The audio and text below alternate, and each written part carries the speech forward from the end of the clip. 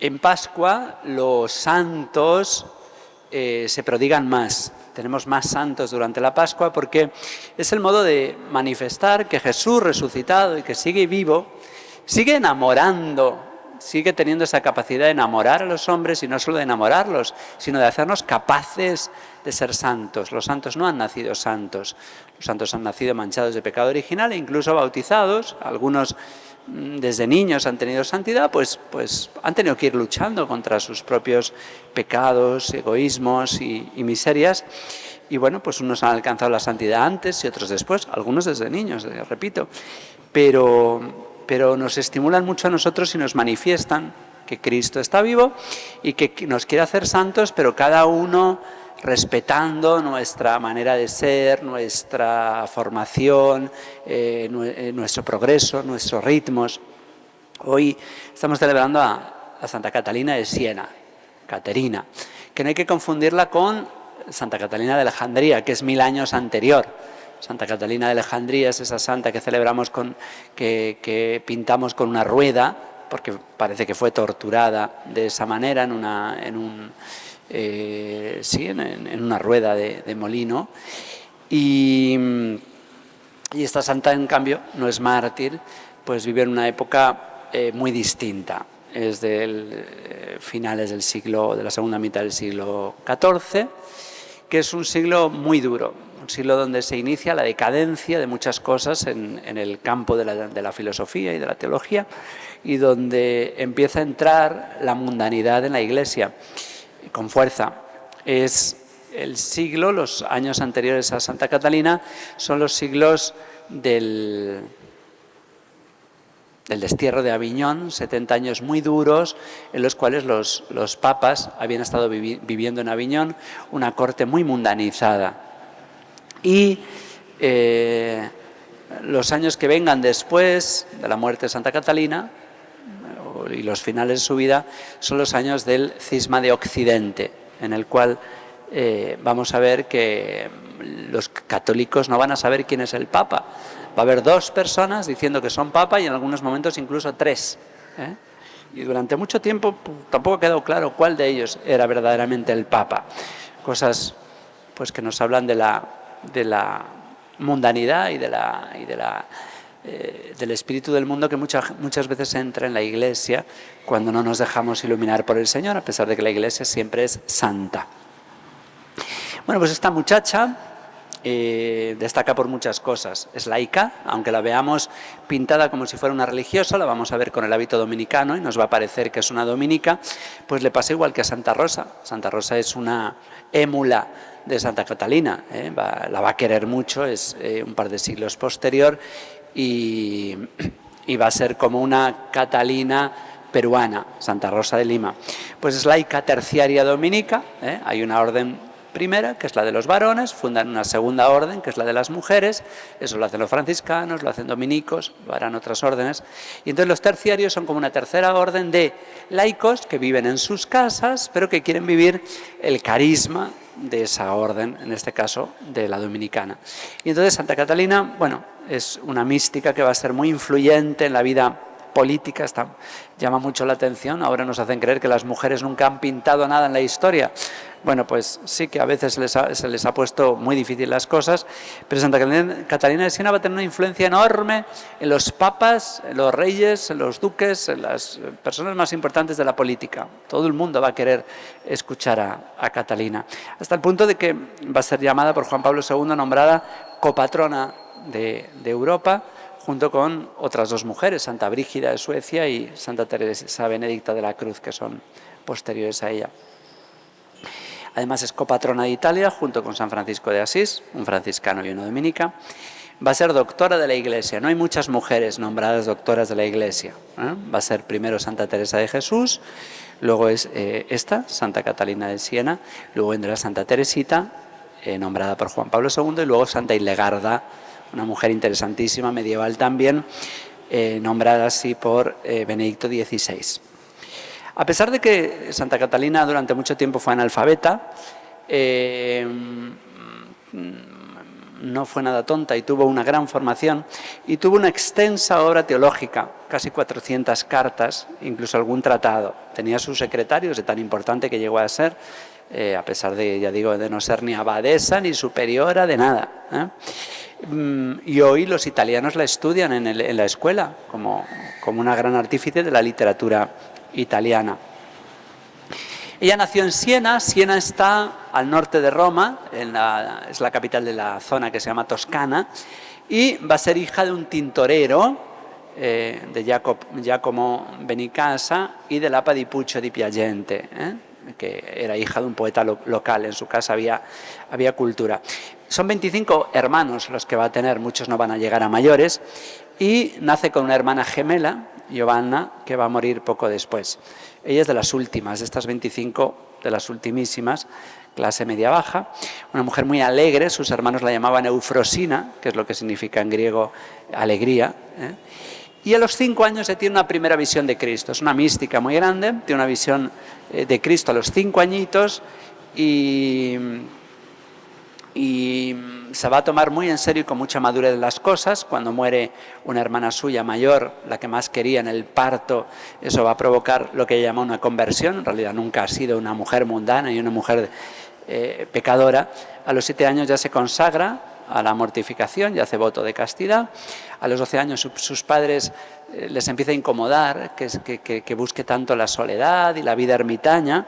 Hay algunas personas que están llamadas a ello. Nosotros nos puede llamar la atención porque podríamos decir que es una niña rara. Sí, pues a veces el Señor a algunas personas les llama a una especial intimidad que se hace incomprensible para los que viven con esa persona, pero nunca ha perdido su alegría. Hasta el punto de que se corta todo el cabello, se pone un velo y se encierra, y sus padres empiezan a preocuparse y quieren casarla, y le castigan con tareas muy fatigosas, pero ella no cede.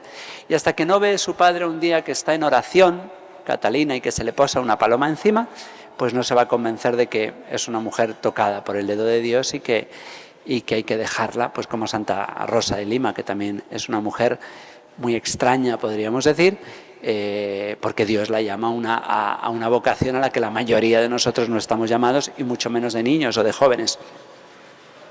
A los 18 años solicita unirse a lo que luego será la Orden Terciaria de Santo Domingo. Las hermanas de la Penitencia de Santo Domingo las llamaban las mantelate porque iban con un velo sobre la cabeza, como un mantel, como una mantilla sobre la cabeza.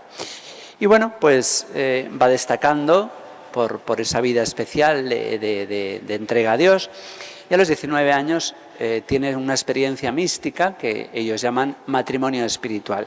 El Señor se desposa con ella, le entrega un anillo invisible a nuestros ojos, pero que ella es consciente de que lleva, y a los 28 años también, de un modo invisible, va a llevar las llagas. A lo largo de la historia ha habido personas como el Padre Pío, tantos santos que San Francisco de Asís, que han sido estigmatizados, es decir, que han llevado en sus manos, en sus pies, en su costado, a veces incluso en la frente, las llagas de la pasión.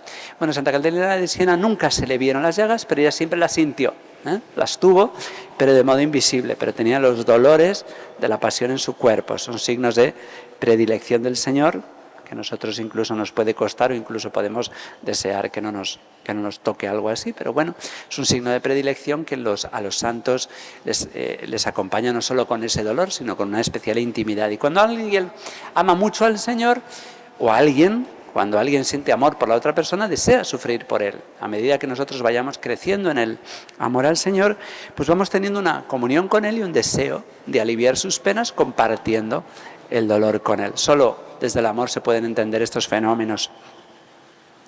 A los 33 años el Señor le permite ver el cielo, el infierno y el purgatorio, y que le da la orden de salir de su retiro. Una cosa muy curiosa, cuando es niña, cuando es joven, que todo el mundo pues tiene una especial tendencia a salir a las amistades, a las fiestas, aunque no sean pecaminosas, pues el Señor le llama una vida oculta de Nazaret.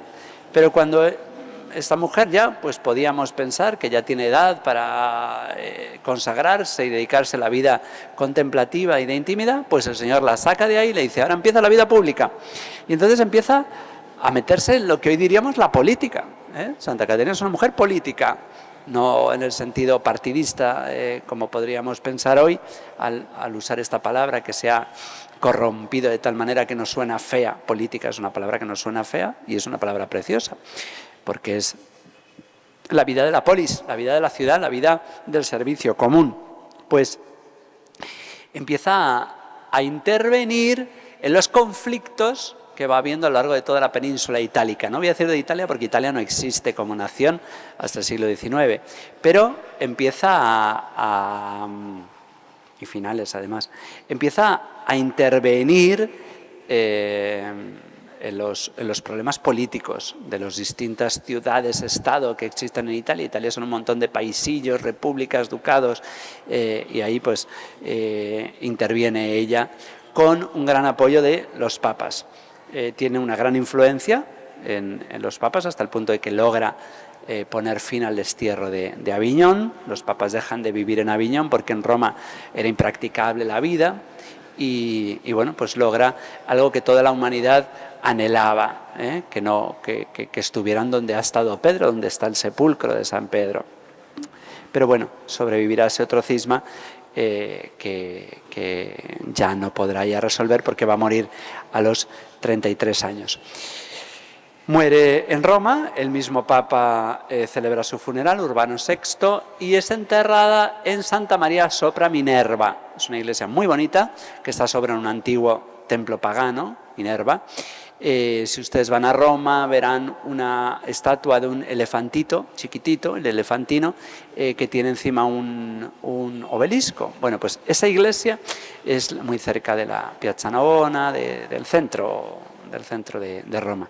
Pues ahí está Santa María sopra Minerva y ahí dentro está enterrada Santa Catalina de Siena con unas imágenes muy bonitas. Es una iglesia que cuando se va a Roma es de las primeras que se visita, que es una iglesia de los dominicos. Está justo enfrente de donde se forman, la Academia Eclesiástica, donde se forman los que luego van a ser nuncios, los diplomáticos.